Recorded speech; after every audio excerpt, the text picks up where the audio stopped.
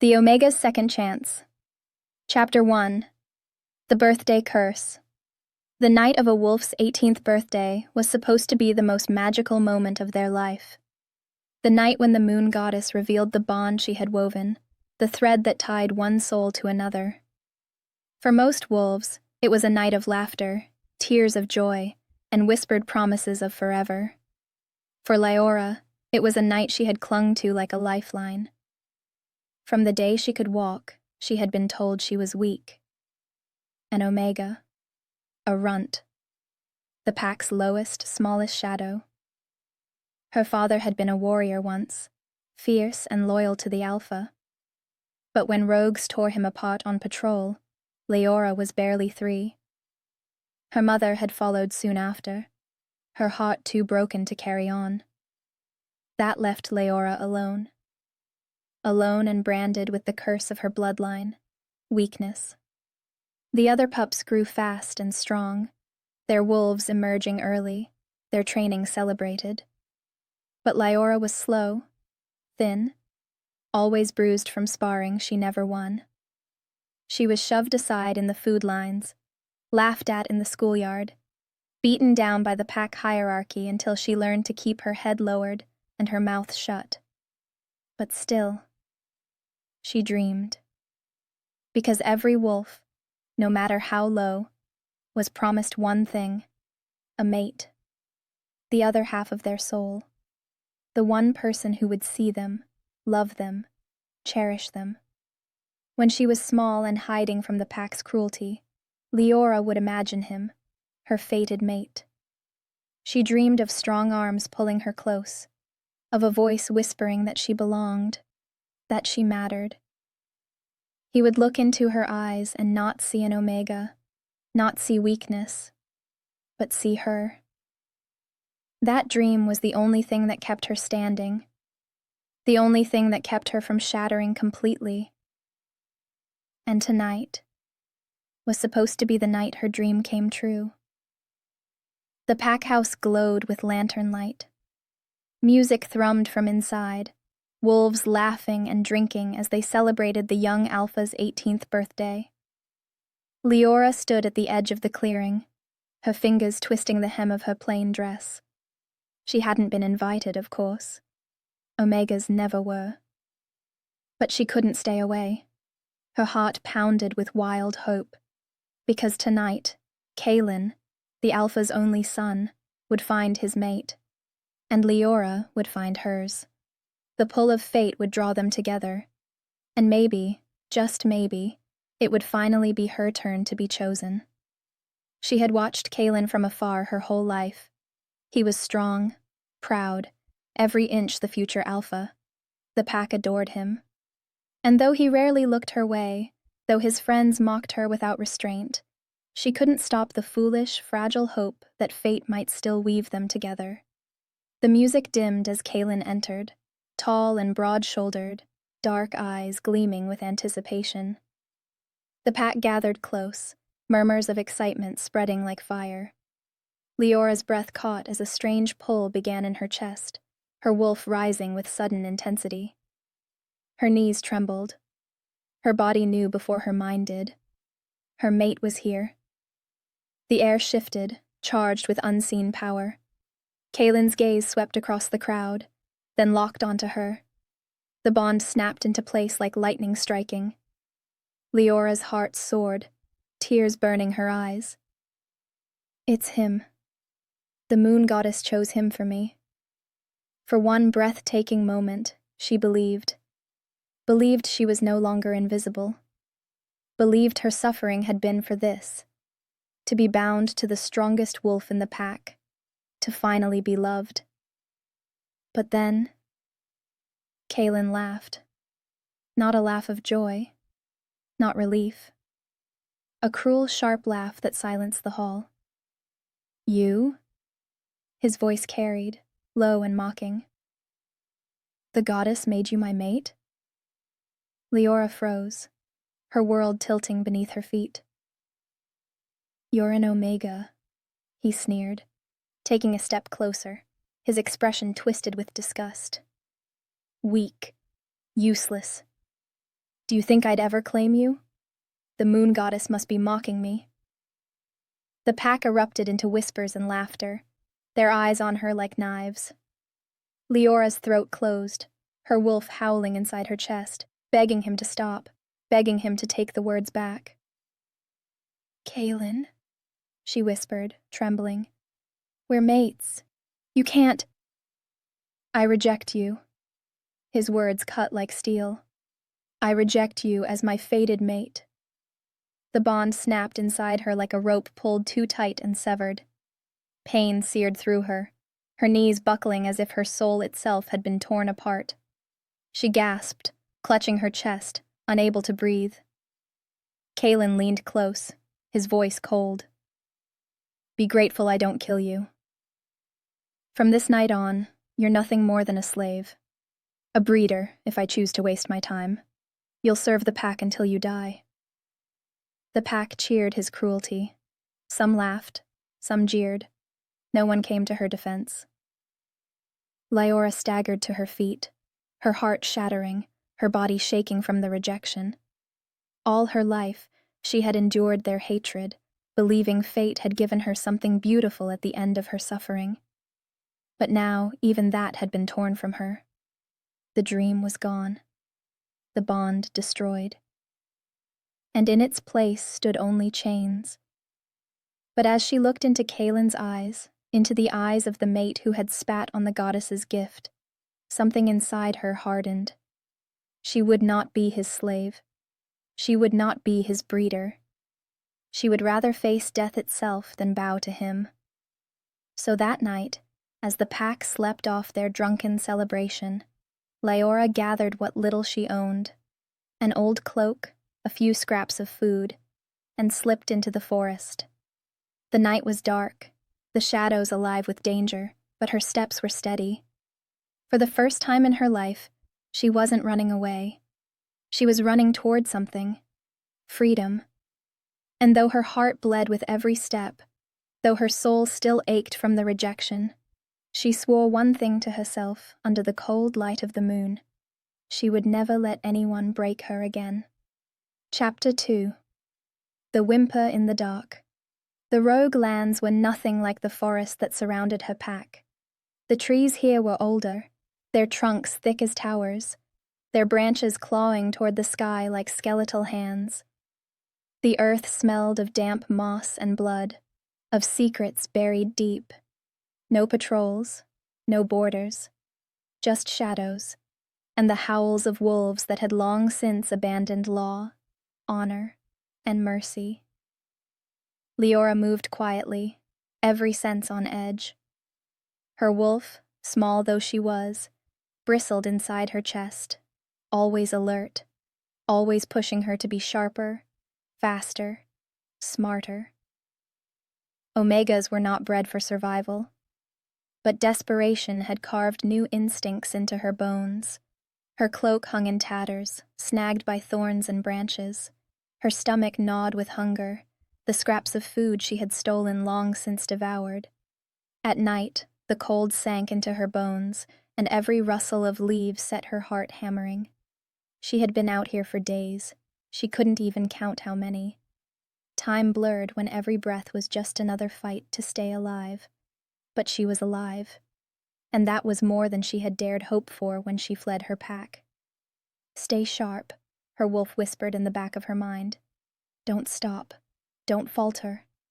I know, Leora whispered back. I won't. Still, exhaustion weighed on her like chains. Her legs trembled from endless walking, her eyes burned with sleeplessness. Even wolves needed rest, but rest in the rogue lands was a death sentence. By the time the moon rose high above the trees, silver light spilling through the canopy, her body was at its limit. She stumbled to a halt at the base of a massive oak, its roots curling from the ground like the arms of some ancient guardian. For once, she couldn't force herself to go farther. Just for a moment, she murmured, sinking into the hollow between two roots. Just a moment, and then I'll keep moving.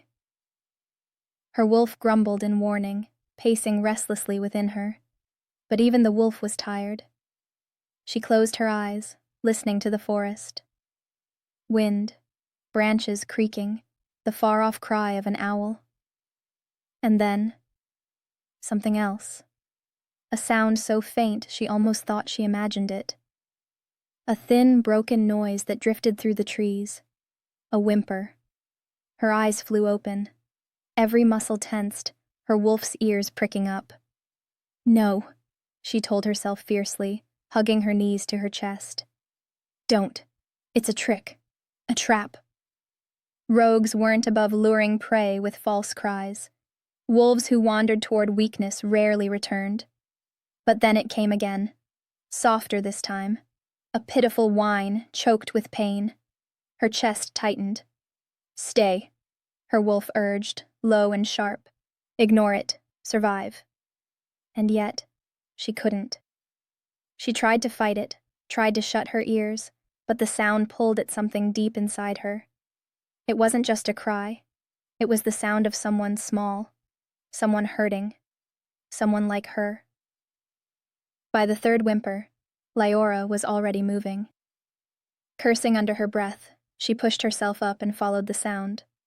Her steps light, careful, every nerve stretched tight. The forest thickened around her, the shadows deepening, until she spotted a small hollow between the roots of another tree. And there, curled in the dirt, trembling, fur matted with blood, was a pup. Leora froze, her breath catching. The child couldn't have been more than 4 years old, though his wolf form made him look smaller, fragile. His ribs showed through his pale fur, his body streaked with cuts and bruises. His little chest rose and fell in shallow, ragged breaths, every exhale a faint whimper of pain. "Oh, goddess," Leora whispered. Her wolf pressed close to the surface, stricken.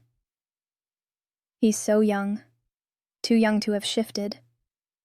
It was true. Pups didn't turn until at least 12. For one this small to be forced into his wolf form, it meant only one thing: torture. Something inside Leora cracked wide open. The pup stirred, sensing her. His cloudy eyes blinked open, locking onto hers with terror. He let out a broken growl, baring his tiny teeth in warning. "No, no," she whispered softly, sinking to her knees. She lowered her hands, palms open in surrender. "I'm not here to hurt you. I swear it. I just want to help." The pup's growl faltered, his strength fading as another shudder of pain racked his small body. Every instinct screamed at her to run, to leave him. He was weakness, a burden, and she could barely keep herself alive as it was. Carrying him would only draw predators. Rogues would catch his scent. He would slow her down. But when she looked at him, broken, beaten, abandoned, she didn't see danger. She saw herself. The small, trembling girl who had been shoved aside her whole life. The child no one wanted. The one the world had left behind. Leora reached forward, her voice steady though her hands shook. "It's all right, little one. You're safe now." The pup whimpered, too weak to resist as she gathered him into her arms. His tiny body burned with fever, his fur sticky with blood. She cradled him close, her cloak wrapping around them both. And as she held him, something fierce and unyielding rose within her. She had nothing. No pack, no home, no future. She had been rejected, cast aside, forgotten. But this pup, he needed her. For the first time in her life, someone needed her. "I've got you," she whispered, pressing her cheek against his blood-matted fur. "No matter what, I've got you." Her wolf hummed in agreement, no longer protesting, but curling protectively around the boy within their shared soul. And though the rogue lands were dark and dangerous, though she had no plan, no destination, Leora felt something she hadn't felt since her birthday. A reason to keep going. A reason to fight. She didn't know why, but her wolf tugged her toward the west. The pull was faint at first, then stronger with every step. Perhaps it was instinct. Perhaps the goddess had a hand in it. She didn't care. All she knew was that the boy needed safety, and something in her heart whispered that she would find it if she followed the pull. So, holding him tight, she turned her back on the tree hollow and began walking west, into whatever fate awaited her. Chapter 3. The Alpha's Son. The forest grew thicker the farther she ran, shadows pressing in from every side. Her lungs burned, her legs trembled, but still she didn't stop. The little pup pressed against her chest whimpered weakly, his shallow breaths warming through the thin fabric of her shirt. Every sound of his tiny cries tore at her heart. She didn't know how far she'd gone, but the air changed. It was heavier, charged, like it vibrated with a presence she didn't belong to. Her wolf stirred inside her, weak but alert, whispering warnings in every nerve.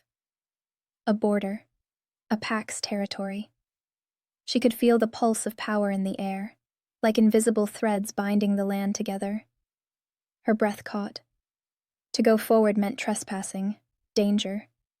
To turn back meant returning to the rogues, with no chance of survival for the pup. Her eyes dropped to the child, his fur matted, his body limp in her arms. He didn't have hours left. He needed help now. She clenched her jaw. No matter what they do to me, I'll see him safe. So she stepped forward. The moment her foot crossed the invisible line, a shiver raced down her spine. Her wolf whimpered, begging her to turn back, but she ignored it and pressed on. She ran straight toward the center of the pack's land, each step echoing with fear and defiance. It didn't take long. The sound of howls shattered the quiet, sharp warning cries that rolled across the trees. Then came the thunder of paws. Dozens of wolves, fast and merciless, closing in. The ground itself seemed to shake with their approach. Her legs screamed at her to stop, to collapse, but she kept running. Branches whipped her arms. Roots snagged her feet, but she refused to fall. The pup stirred faintly at her pounding heartbeat, and she whispered against his fur, "Hold on. Please, just hold on." They surrounded her within minutes. Gray shapes darted between the trees, fangs flashing, snarls vibrating the air. Warriors. Bigger, faster, stronger than anything she'd ever faced. A wall of fur and teeth. And then, from behind, one tackled her. The impact knocked the breath out of her, her knees slamming into the dirt. Strong jaws snapped dangerously close to her neck as heavy paws pinned her down. The pup gave a weak cry, muffled against her chest, but still alive. She struggled, not for herself, but for him. "Please," she gasped, her voice hoarse. "I need a doctor. Just a doctor. I'll leave, I swear. I'm not a rogue, Please, he's dying." Her words tumbled out between sobs, desperate and broken. She didn't fight the warriors as they gripped her arms, dragging her up like she was nothing but prey. She only tried to shield her body, her shirt, her belly, where the pup was hidden. "Quiet," one warrior growled, shoving her forward. But she didn't stop. "Not for me," she cried. "For him. I'll leave. Just, please, don't let him die." Her heart pounded so loud she almost didn't hear it at first. The low, resonant howl that shook the ground beneath her feet. It wasn't like the others. It was deeper, older, a sound that demanded submission from every wolf in range. The warriors froze, their ears flattening. The air thickened, almost suffocating, as silence swept through the forest. Then he appeared. A massive black wolf emerged from the shadows, his fur darker than midnight, his presence filling the clearing like a storm. His eyes glowed with authority, sharp and merciless. The Alpha. Every warrior bowed their head instinctively, but the Alpha's gaze wasn't on them. It was on her. No, not her, on what she carried. His nostrils flared, and the world seemed to still. His steps were slow, deliberate, each one heavier than the last, until he stood only a breath away. His massive head lowered, his gaze burning through her shirt, through the fragile bundle hidden beneath. The pup stirred again with a faint cry. The alpha's chest rumbled with a sound that wasn't a growl, but something far more primal. Recognition. Her heart skipped. His eyes, once cold and unreadable, blazed with something fierce, something terrifyingly tender. He shifted, the massive black wolf melting into the towering figure of a man. His skin glistened with sweat, his dark hair damp and wild, but his eyes, those commanding eyes, never left her. "Where did you get him?" His voice was a growl, raw and sharp, but shaking at the edges. The warriors tightened their grip on her arms, forcing her to her knees. Her hair fell into her face, dirt streaking her cheeks, but she lifted her chin, trembling. "I found him," she whispered. Her throat ached, but she forced the words out. Alone, hurt, left to die. Her arms curled protectively around the pup. "I couldn't leave him." The alpha's jaw clenched, his eyes flickering between her and the bundle she held. For a long moment, silence stretched, so heavy it felt like it would crush her. And then, his voice cracked, breaking like thunder. "That is my son." Gasps rippled through the warriors. The grip on her arms faltered, uncertain. She felt the weight of their stares, disbelief and awe twisting in the air. Her mouth opened, but no words came. She could only stare at the alpha, at the anguish in his eyes, the kind of anguish only a parent could hold. His son. The pup she thought was abandoned. The child she'd risked everything to save. And now the reason her life was about to change forever.